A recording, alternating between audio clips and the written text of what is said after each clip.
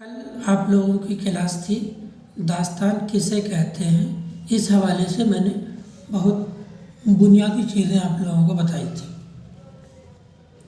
اس کے حوالے سے میں نے آپ کو بتایا تھا کہ داستان ایک ایسی طویل کہانی ہوتی ہے جس میں تخیل کی کار فرمائی زیادہ ہوتی ہے، اور اس کے ساتھ ساتھ میں نے بتایا تھا کہ اس کے اندر قصہ در قصہ تکنیک کے ذریعے کہانی کو آگے بڑھایا جاتا ہے۔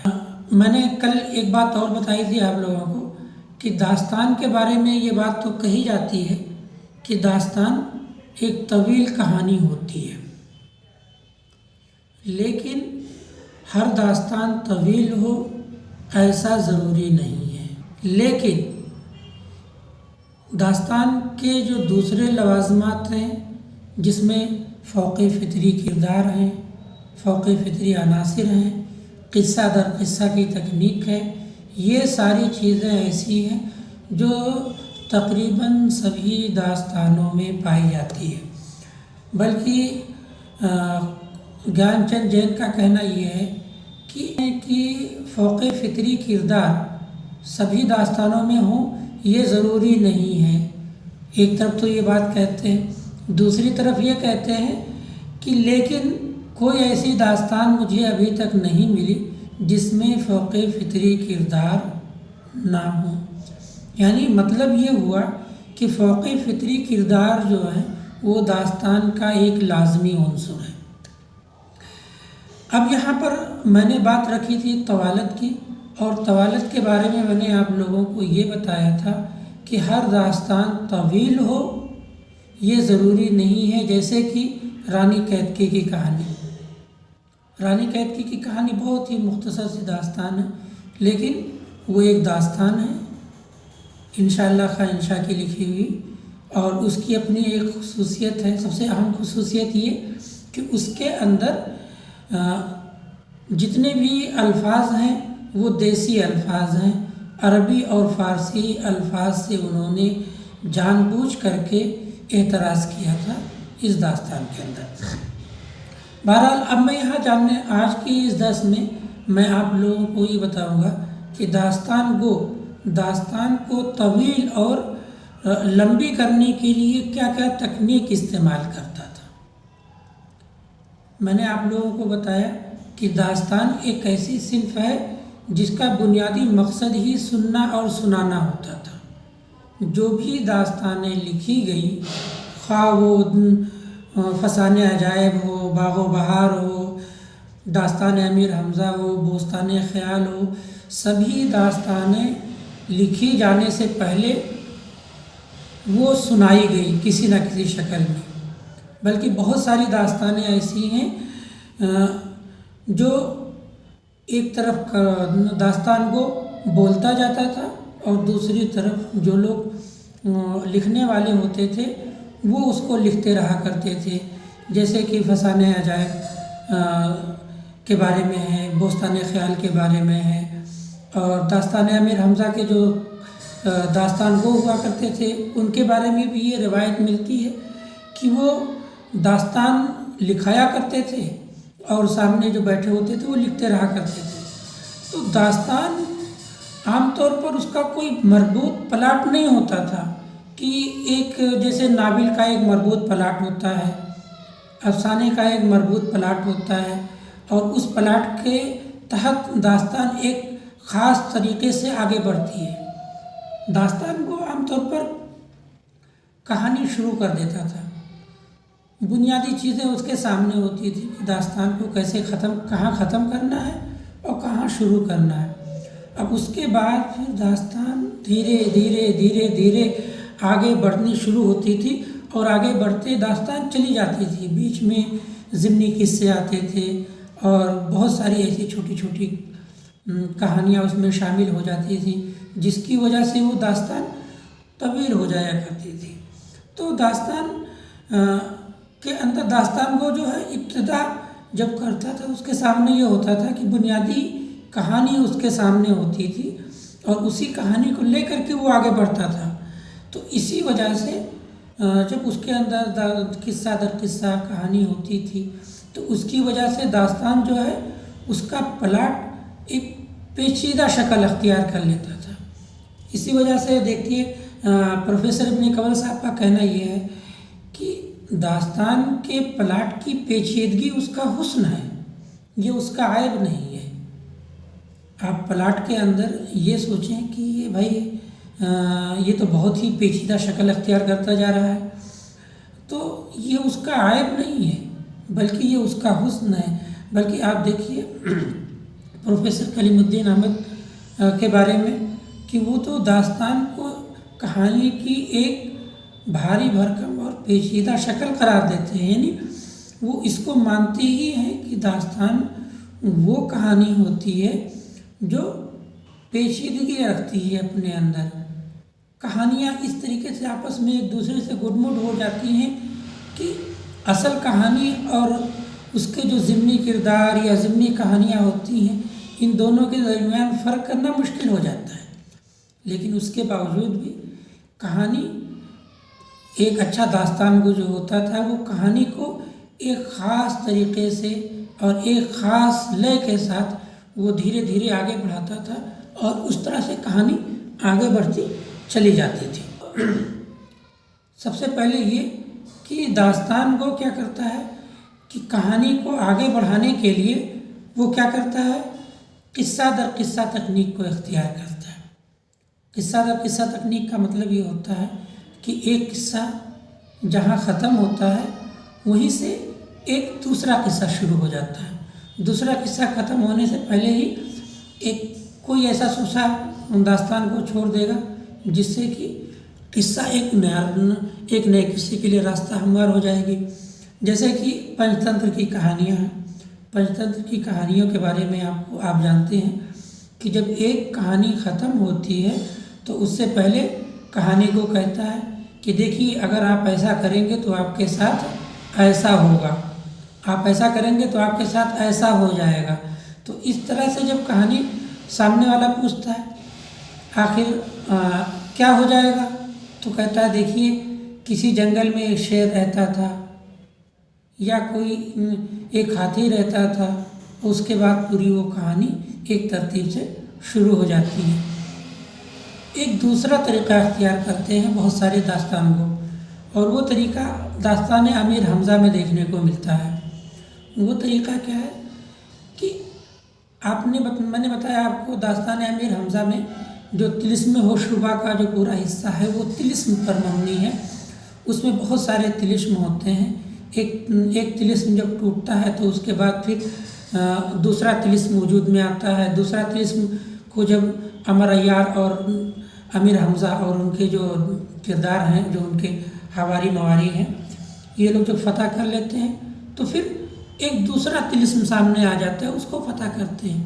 تو اس کے اندر ہوتا کیا ہے کہ جب ایک قصہ جب ختم ہونے والا ہوتا ہے تو جان بوجھ کر کے داستان کو جو اس کا مین ولن ہوتا ہے یا مین جو منفی کردار ہوتا ہے اس کو بھگا دیتے ہیں۔ کہانی میں ایسا ظاہر کیا جاتا ہے کہ وہ جان بچا کر کے بھاگ گیا، لیکن بھائی جان بچا کر کے جب بھاگا تو ہوتا کیا ہے کہ ضروری سی بات ہے کہ جب وہ بھاگ گیا تو اب وہ نئے سرے سے تیاری کر کے سامنے آئے گا، ہے نا؟ نئے سرے سے تیاری کر کے جب سامنے آئے گا تو پھر نئے سرے سے اسی سے جنگ ہوگی۔ تو اسی طریقے سے داستان گو بڑی ہوشیاری کے ساتھ طلسم کو فتح بھی کرا دیتا ہے اور جو ولن ہوتا ہے اس کو سامنے سے بھگا دیتا ہے، وہ جان بچا کر بھاگ جاتا ہے، اس کے بعد پھر دوبارہ اس سے ملاقات ہوتی ہے۔ یعنی داستان گو نے ایک موقع رکھا کہ وہ ولن کو بھگا کر کے آپ کو ایک نئی کہانی کے لیے اس نے راستہ ہموار کر دیا۔ آپ لوگوں نے سی آئی ڈی دیکھی ہوگی۔ سی آئی ڈی دیکھی، جب کہانی کو آگے بڑھانا ہوتا ہے تو وہ کیا بولتا ہے، دیا کچھ تو گڑبڑ ہے۔ وہ سامنے آ رہا ہے گا، دوسرا کہے گا ہاں کچھ تو گڑبڑ ہے، تیسرا بھی کہے گا ہاں کچھ تو گڑبڑ ہے۔ اب بھائی کچھ تو گڑبڑ ہے، یہ معاملہ کچھ تو گڑبڑ گرچہ نہ ہو، لیکن یہاں معاملہ کچھ تو گڑبڑ اس طرح سے ہے کہ کہانی کو یہ لوگ آگے بڑھانا چاہتے ہیں، ہے نا؟ اگر کہانی کو ختم کرنا ہوتا ہے تو جیسے جو بھی بھائی ایک لاش سامنے آئی، اس کا پوسٹ مارٹم کر کے اس کے حوالے کر دیا، پوسٹ مارٹم کر کے اس کے حوالے کر دیا اس کے رشتہ داروں کے، کہانی تو یہ ختم ہو جائے گی۔ لیکن جب یہاں پر اس نے یہ کہا کہ کچھ تو گڑبڑ ہے، تو اس کا مطلب یہ ہے کہ اب یہاں سے کہانی شروع ہوگی، ایک نیا رخ کہانی لے گی کہ وہ لوگ جاننے کی کوشش کریں گے کہ اس کا قتل کیسے ہوا، کس نے قتل کیا، یہ خودکشی کا واقعہ تو نہیں لگتا ہے۔ تو اس طرح سے کہانی جو ہے اگر آگے بڑھانی ہوتی ہے تو اس کا طریقہ یہ اختیار کیا جاتا ہے، اور کہانی جہاں ختم کرنی ہوتی ہے وہاں سارے معاملات اپنے آپ سلجھ جاتے ہیں، اور جہاں اپنے آپ معاملات نہیں سلجھتے تو وہاں کہانی آگے بڑھانے کا مقصد ہوتا ہے، اور فوری طور پر کوئی نہ کوئی ایسا شخص آ جائے گا جس کی وجہ سے کہانی آگے بڑھنی شروع ہو جائے گی۔ تو بہرحال کہانی کو آگے بڑھانے کے لیے دو طریقے اختیار کرتے ہیں داستان کو۔ ایک تو یہ کہ داستان کے اندر جو مین ویلن ہوگا اس کو بھگا دیں گے، وہ جان بچا کر بھاگ جائے گا، اور جب جان بچا کر وہ بھاگ جائے گا ضروری سی بات ہے پھر دوبارہ وہ سامنے آئے گا، جب تک وہ زندہ رہے گا تب تک وہ اپنی ہار نہیں مانے گا، اور اس طریقے سے کہانی آگے بڑھتی جائے گی۔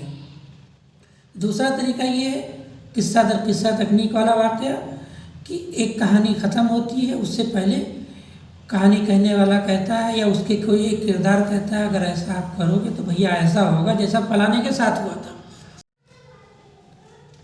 چونکہ کہانی شروع کرنی تھی، کہانی کو ایک نیا رخ دینا تھا، اس وجہ سے وہ داستان کو ایک طوطے کے سامنے بیٹھا دیتا ہے، اور طوطے سے وہ پوچھتی ہے کہ بتاؤ دنیا میں سب سے خوبصورت کون ہے؟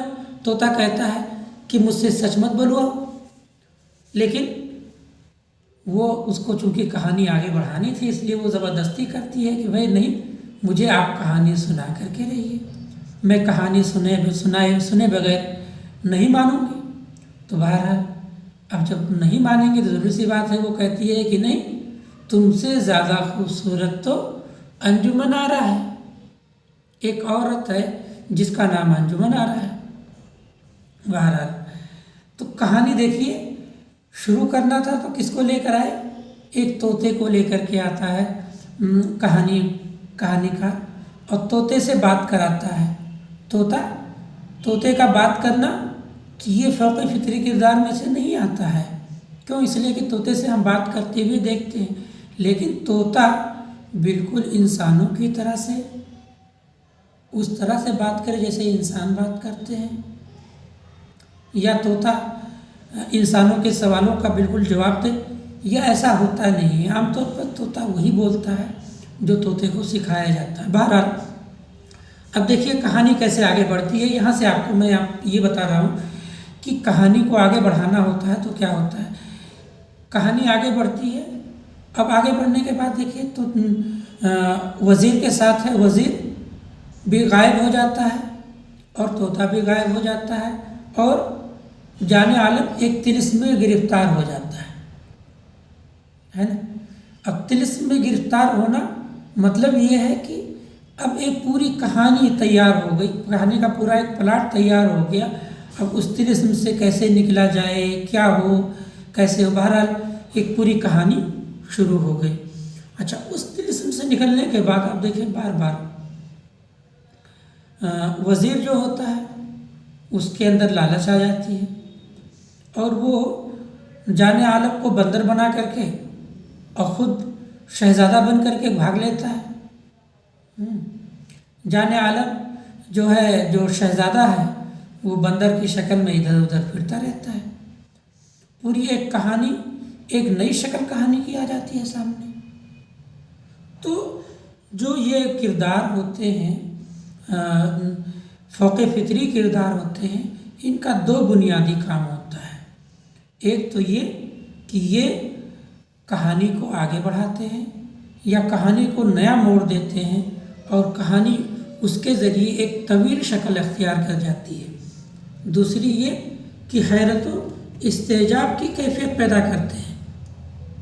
میں نے بتایا کہ داستان امیر حمزہ میں جو داستان امیر حمزہ کا طلسم ہوشربا والا حصہ ہے وہ مکمل طور پر جادو اور کیا نام ہے طلسم کا حصہ ہے۔ اس کے اندر عجیب عجیب قسم کے طلسم ملیں گے۔ ایک طلسماتی دنیا ہے جس میں آدمی کھو جاتا ہے، سننے والے بھی کہنے والے بھی، اور ایک نئی دنیا سے ہمارا اور سب کا سابقہ ہوتا ہے۔ صرف معاملہ طلسم ہوشربا کا نہیں، بوستان خیال دیکھیے، بوستان خیال میں 5 طلسمات ہیں۔ بوستان خیال میں کل 5 طلسمات ہیں۔ طلسم اجرام و اجسام، طلسم سبع سبع، طلسم بیضہ، طلسم اشرا اور طلسم حیرت کدے آصفی، طلسم حیرت کدے آصفی۔ تو جو شہزادہ ہے اس کے اندر بوستان خیال کے اندر وہ طلسمات کی دنیا کی سیر کرتا ہے، وہ طلسمات کی سیر کرتا ہے، تو پوری ایک جلد جو ہے وہ طلسمات کے سیر پر ہی منحصر ہے۔ تو آپ دیکھیں کہ یہ جو طلسمات ہیں، یہ جو طلسمات ہیں وہ ساری کے سارے کہانی کو بہت ہی ایک تو حیرت و استعجاب اور نیا رخ دیتے ہیں، اور کہانی کو طویل بنانے میں بھی اہم کردار ادا کرتے ہیں۔ یہ ساری داستانیں جو ہیں بوستان خیال ہے یا پھر داستان امیر حمزہ، یہ طویل داستانیں ہیں، لیکن ہمارے جو وہ داستانیں جو چھوٹی داستانیں جنہیں کہی جا سکتی ہے، یا جو وہ داستانیں جو بہت طویل نہیں ہیں، مثال کے طور پر فسانہ عجائب کو لے لیجیے۔ فسانہ عجائب میں کم طلسمات نہیں ہیں، یہاں پر بھی آپ دیکھیں گے دیو ہیں، دیونیاں ہیں، طوطے سے بات کرنا ہے، انسان کا قالب بدلنا ہے، بھائی جان عالم بندر بن کر کے گھوم رہا ہے۔ تو جان عالم کا بندر بننا، شہزادے کا کیا نام ہے جان عالم اور انجمن آرا کا دونوں کا طوطا بن کر کے اڑ جانا۔ اسی طریقے سے آپ دیکھیے انجمن آرا کا سر ہے ایک جگہ لٹکا ہوا ہے، اس میں سے خون ٹپک ٹپک کر نیچے گر رہا ہے، اور خون جو نیچے گر رہا ہے وہ لال بن جا رہا ہے نا۔ تو یہ سب کے سب کیا ہے؟ یہ طلسمات ہی تو ہیں۔ اب آپ کو میں یہ بتاؤں کہ داستان مختصر ہو سکتی ہے لیکن اس کے اندر فوق فطری کردار نہ ہو، ایسا ممکن نہیں ہے۔ آپ کو بتاؤں کہ رانی کیتکی کی کہانی کتنی مختصر ہے، چند صفحات پر مشتمل ہے، لیکن دیکھیے گرو مہندر کنور ادے بان خیال اور اس کے ماں باپ کو کیا ہیرو بنا دیتا ہے۔